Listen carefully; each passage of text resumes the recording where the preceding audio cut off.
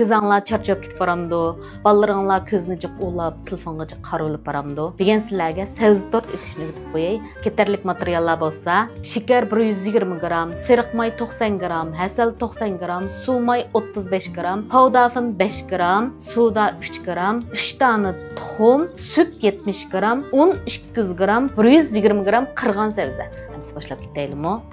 Aldılan şekerimizni silib olamiz. Andın sariq mayimizni silib olamiz. Pishki materialimizni qo'limizda yaxshi bir aralashtirib olamiz.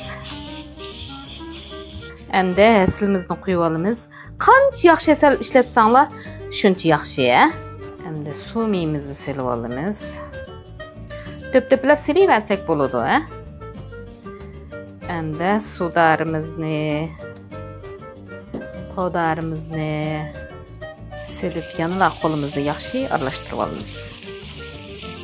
Tuxumimizni silib olamiz.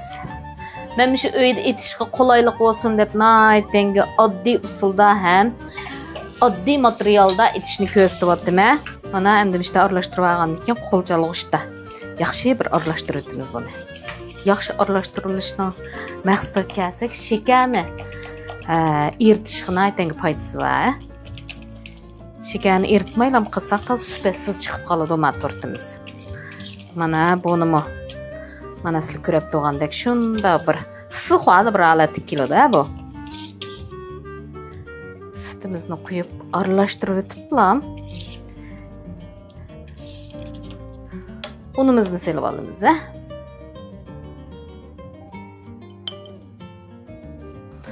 Unni silibmi? Mana ishda aralashtirib olamiz, Mana unları ravurus monek çonaklari tugab ketsunjimi? Bo'lmasa bu monek çonak bir tort bo'lib qoladi. Mana mushalat kelgandan keyin sabzimizni silib olamiz, Sabzimizni silib aralashtirib o'tiblam endi.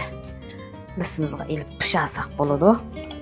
Bu shunchalik yeyishlik ham abay degandek bek quvvat tarkibi yaxshi. Ko'zimizga naytengi foyda qiladigan bir tort. Endi mana mushundalisni sariq may bilan yaxshi maylab, anda xamirimizni to'kib olamiz.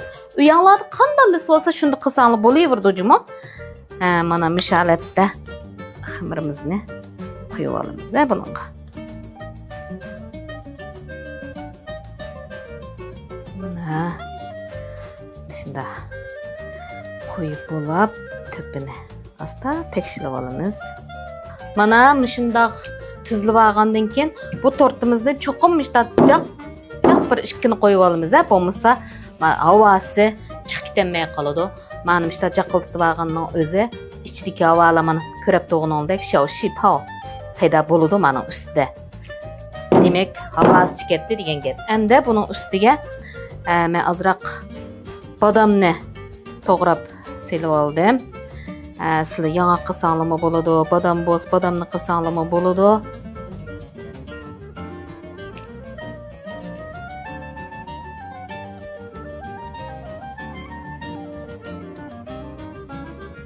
Endi duxovkamizning tegi to'pi o'tini 180 ga tangshab 40 minut apchorda pishiramiz buni. Mana kavshog'imiz qizidi. Endi kavshog'ni silib olamiz. Mana sabzi tortimizmi pishibdi, nima degan o'xshagan sabzi tortda bu. Ko'zing